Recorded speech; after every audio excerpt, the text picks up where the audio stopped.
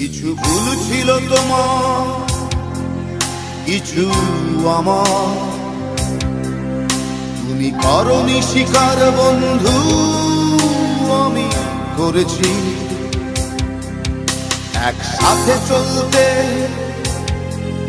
কথা বলতে, কত ভুল বোঝাবুঝি হয় স্বাভাবিক, তুমি বোঝনি।